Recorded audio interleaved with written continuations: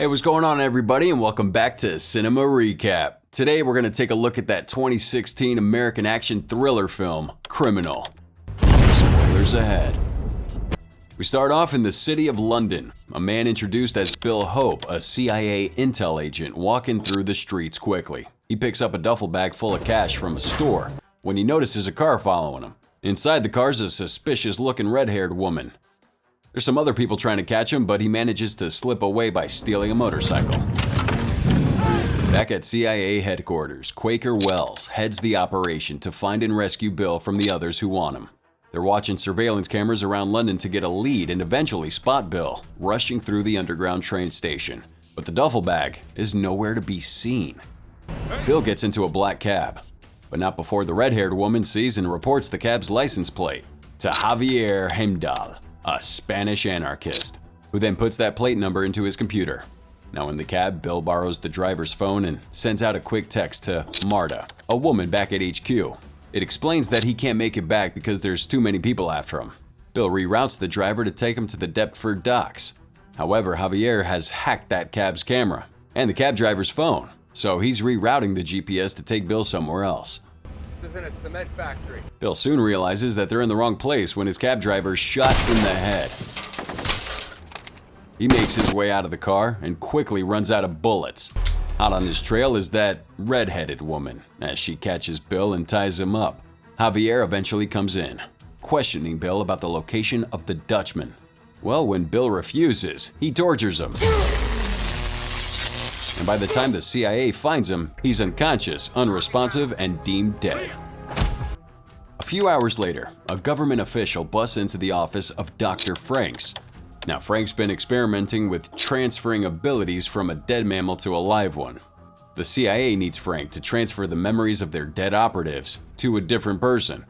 The government official stresses that this is a matter of national security, and thus the doctor agrees to administer the procedure, even though it's highly experimental and hasn't been tested yet. To find the right recipient of these memories, the CIA goes to a prison and extracts Jericho Stewart, a highly dangerous convict on death row. A helicopter transfers an unconscious Jericho to Dover Air Force Base, where the doctor is ready to perform the operation. And when Jericho awakens, he finds himself chained to an operating table. He's injected with sedatives, and once drowsy, reveals to the doctor that he received damage to his frontal lobe by being abused as a child. Now the scene cuts to a news broadcast from a few years ago. In it, Javier's being interviewed by Piers Morgan. Javier's the founder of Stone Harp Industries, makers of phone, computer, and communication systems. He was charged with treason by the Spanish government, allegedly for calling out corruption. He now calls for the overthrow of all governments. Now the unconscious Jericho and the doctor fly from their air base to another one in Suffolk, where Bill's body's waiting. As the operation's taking place, one of Dr. Frank's assistants explains how it works to Quaker Wells, Pope's supervisor. He's telling him that Jericho is a perfect candidate because part of his brain is undeveloped due to the head trauma, and thus the stem cells there can be changed to replicate the neural map of Bill's memories. Quaker's still worrying because it hasn't been tested on humans, only rats. So the doctors are drilling into Jericho's brain and commence the surgery. There's a slight issue, but Quaker doesn't let him stop. Privately, Quaker and Marta wonder if they should tell Bill's wife, but decide against it. All she knows is that Bill died 2 days ago. When Jericho wakes up, he's completely disoriented. Quaker tries to pry information out of him immediately, even though he's in a lot of pain. He's trying to piece together his memories, but Quaker keeps pressing him, asking where the Dutchman is. Apparently, before Bill died, he was headed to a safe house to close a deal with a hacker known as the Dutchman. Now, Jericho tells Quaker that he doesn't remember anything. So Quaker goes to leave, frustrated that the operation was seemingly a failure. Now the scene moves to Jan Strook, the hacker otherwise known as the Dutchman, swiveling in a chair and smoking a cigarette anxiously. Back at CIA headquarters, they have to start from scratch. Quaker pulls up the last video the Dutchman sent, in which he's stating that he's hacked into the American weapon arsenal and will only relinquish control of it if the CIA offers him $10 million and asylum. While the CIA is looking all over the city for him, Jan uses a public payphone to call Bill's landline.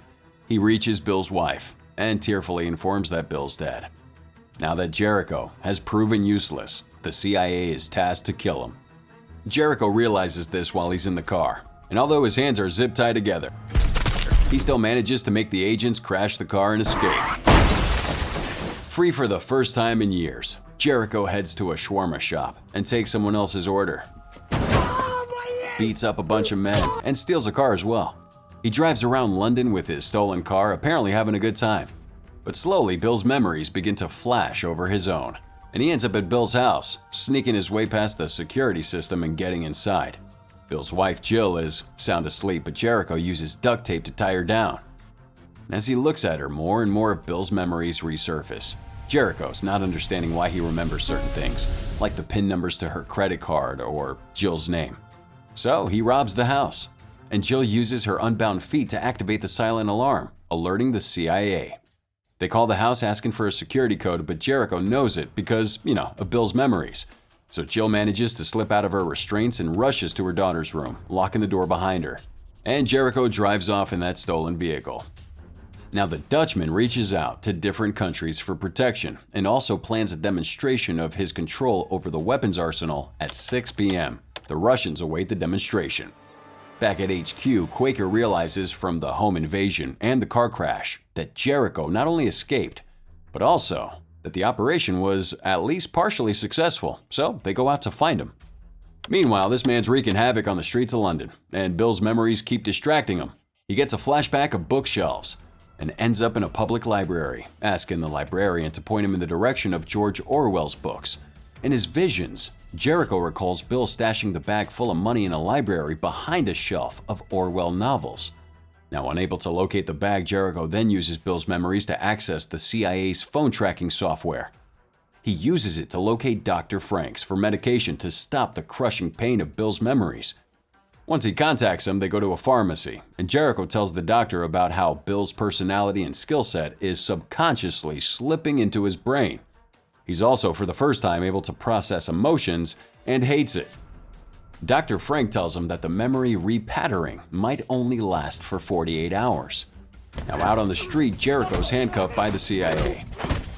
And as they haul him into the car, the red-haired woman that works for Javier follows him. With 3 hours to the Dutchman's deadline, Quaker interrogates Jericho, offering him a bag full of money if he helps him find the Dutchman. So working together, Jericho's memories lead the way as they drive through London. However, facial recognition scans locate the Dutchman at the London airport, making Jericho suddenly redundant.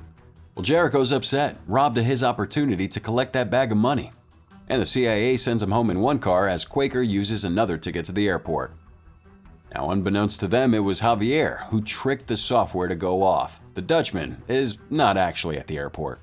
Javier tasks this red-haired assistant, whose name is Elsa, to collect Jericho and bring him back alive. They get into a shootout on the bridge, but Jericho gets away by driving a car into the water beneath him. He swims out and makes it to the river despite being handcuffed and shot in the leg. Instincts take Jericho to the only place he knows he'll be safe. And when Jill comes back home, well, she knows that something's wrong. She goes down into the basement, gun in hand, and finds Jericho cleaning out his wounds. And he explains that Bill's memories are in his head, proving it using knowledge that Bill would only know.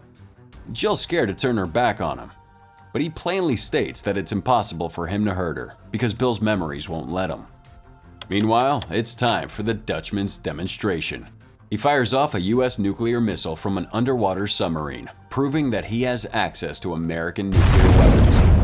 Back at Bill's house, Jericho spots Bill's daughter Emma in the backyard. They're playing together until Jill notices and asks Jericho to leave.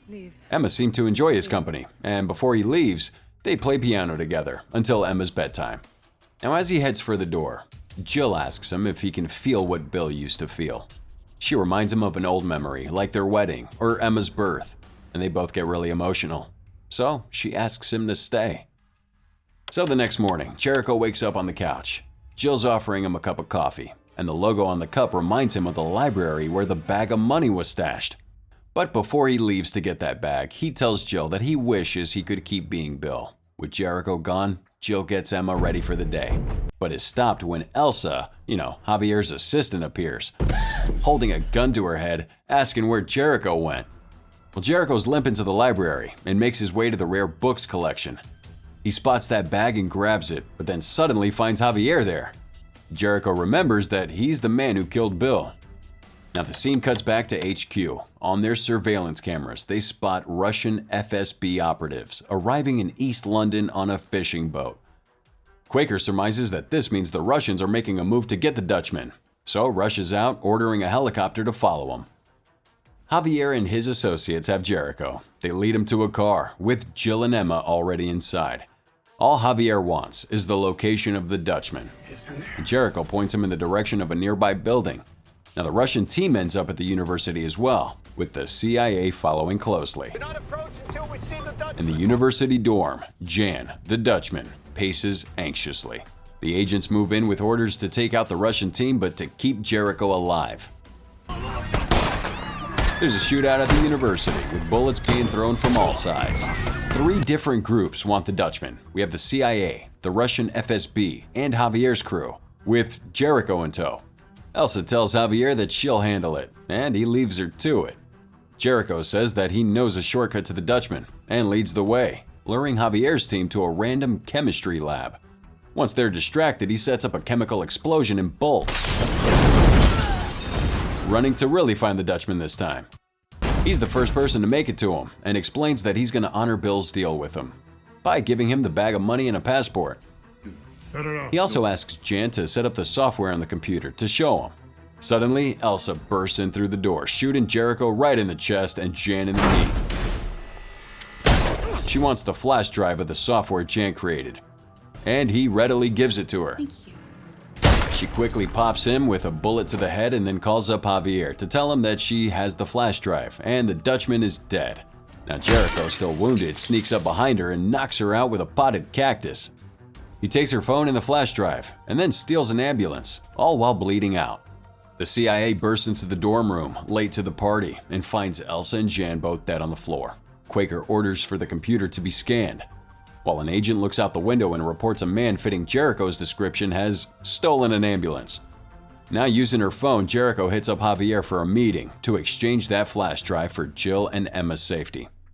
The CIA, with Quaker at the helm, radio into the ambulance, begging Jericho not to give him the flash drive. Jericho, it's Dr. Franks. Dr. Frank's on the line too, telling him that if he comes back quickly enough, they can complete a procedure to freeze Bill's memories into Jericho's brain.